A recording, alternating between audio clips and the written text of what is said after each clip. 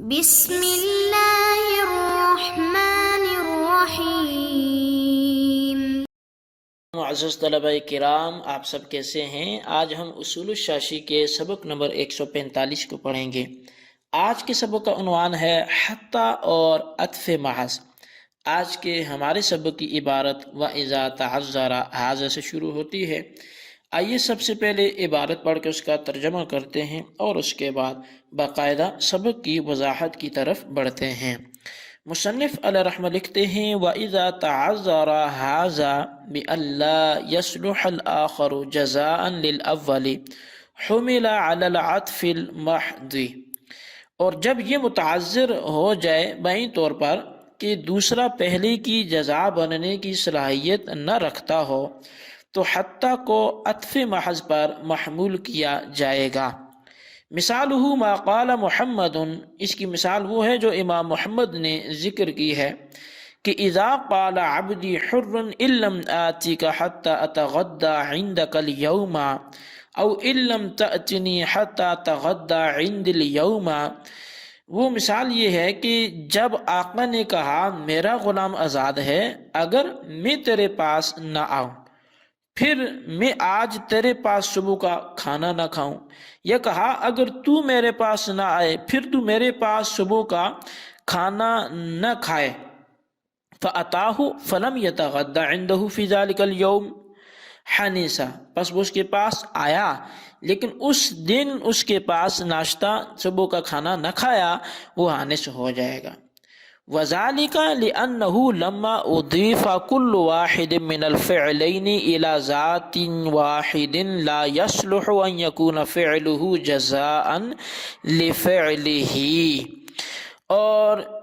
یہ متعذر اس لیے ہے کہ جب فعلوں میں سے ہر ایک کی نسبت ایک ذات کی طرف ہو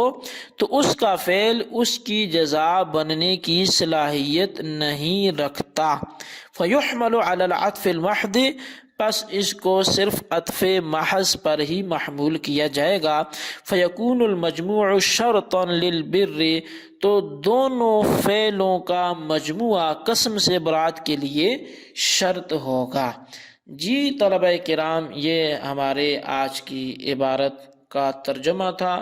عبارت تھی اور اس کی وضاحت تھی۔ ہم نے پہلے یہ بات سمجھ چکے ہیں کہ حتیٰ کی جو بحث ہے اس میں 3 طرح کی باتیں ہونی ہیں، اور ان 3 طرح کی باتوں میں سے ایک غائط تھی، ایک جزا تھی اور ایک عطف محض تھا۔ اور چونکہ گزشتہ سبق میں ہم غائط کو بھی پڑھ گئے، جزا کے حوالے سے بھی پڑھ گئے، تو بچا عطف محض، تو اس لیے آج جو ہے ہماری گفتگو جو ہوگی وہ دوسرا جو مجازی معنی ہے حتیٰ کا، ایک تو جزا والا تھا، دوسرا جو ہے وہ عطف محض والا، اس کے حوالے سے گفتگو ہوگی۔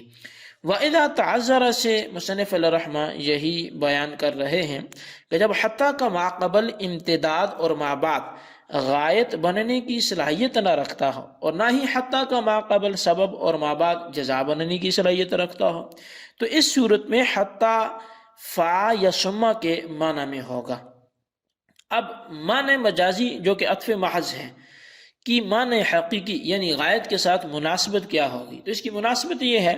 کہ جس طرح غائط مغیّہ کے بعد ہوتی ہے اسی طرح عطف محض میں بھی معطوف علیہ کے بعد ہوتا ہے، اور جس طرح فا اور ثم تعقیب کا فائدہ دیتے ہیں اسی طرح غائط اور عطف محض بھی تعقیب کا فائدہ دیتے ہیں۔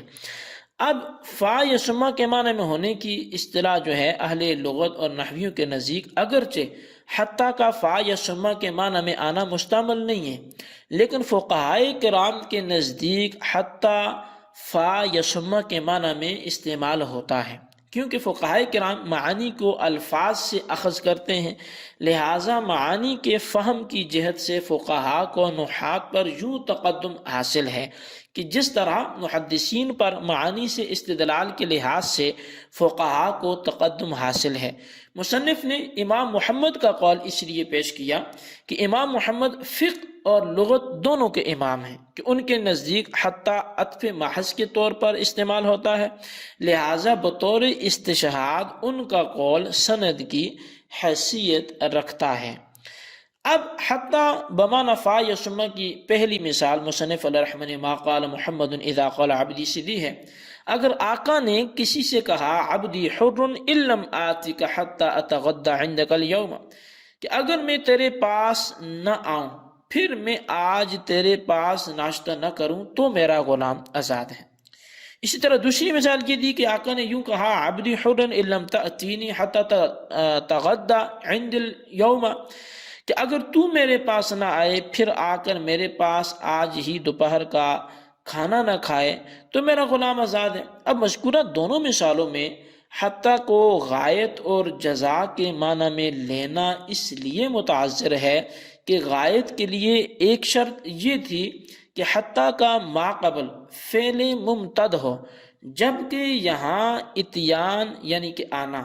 فعل غیر ممتد ہے جو آنن فانن واقع ہوتا ہے، لہٰذا غایت کی یہ شرط نہ ہوئی یعنی نہ پائی گئی، مفقود ہوئی۔ اور دوسری شرط یہ تھی کہ حتیٰ کا ما بعد غایت بننے کی صلاحیت رکھتا ہو، اور جبکہ کھانا کھلانا جو مغیّا آنے کے لیے غایت نہیں بن سکتا، کیونکہ کھانا کھلانا آنے کا سبب ہوتا ہے نہ کہ رکنے کا۔ اگر دعوت رکھی جائے تو اس کو ایک سبب مانا جاتا ہے کہ اچھے خاصے لوگ جمع ہو جاتے ہیں کھانا کھلانے کی دعوت ہونے کی وجہ سے، تو لہٰذا یہ غایت بننے کی بھی صلاحیت نہیں رکھتا کھانا کھلانا، کہ یہ آنے کا سبب ہے روکنے کا سبب نہیں ہے۔ اب جزا کے متعذر ہونے کی یہاں پر دلیل مصنف علیہ رحمہ نے وذالک لأنہ لما اضیف سے بیان کی۔ مصنف نے مذکورہ دونوں مثالوں میں حتیٰ کہ ما قبل سبب اور ما بعد جزا کے متعذر ہونے پر ایک ضابطہ پیش کیا ہے۔ وہ ضابطہ یہ ہے کہ جب دو فعلوں کی نسبت ایک ہی ذات کی طرف ہو تو ان میں سے ایک دوسرے کی جزا نہیں بن سکتا۔ مثال کے طور پر پہلی مثال میں حتیٰ کا ما قبل فعل جو آتن ہے اور ما بعد اتغدی ہے، دونوں ہی واحد متکلم کے صیغے ہیں، تو اب جب دو فعلوں کی نسبت ایک ہی ذات کی طرف ہے تو ان میں سے ایک دوسرے کی جزا نہیں بن سکے گا۔ اسی طرح دوسری مثال میں لم تأتینی اور تغدی دونوں واحد مذکر حاضر کے صیغے ہیں، لہٰذا متکلم کا آنا جو کہ جزا ہے خود متکلم کے ناشتے کا سبب نہیں بن سکتا، اسی طرح مخاطب کا آنا اسی کے ناشتے کا سبب نہیں بن سکتا۔ اور اصول وہی ہے کہ جب دو فعلوں کی نسبت ایک ہی ذات کی طرف ہو تو ان میں سے ایک دوسرے کی جزا نہیں بن سکتا، تو حتیٰ کو عطف محض پر محمول کیا جائے گا، اور جب حتیٰ عطف محض کے لیے ہو تو قسم سے بری ہونے کے لیے معطوف اور معطوف علیہ دونوں کا پایا جانا ضروری ہے۔ لہٰذا حالف آیا اور صبح کا کھانا کھایا تو قسم پوری ہو گئی، اور اگر صرف آیا اور اسی دن کھانا نہ کھایا تو شرط کا مجموعہ پورا نہ ہونے کی وجہ سے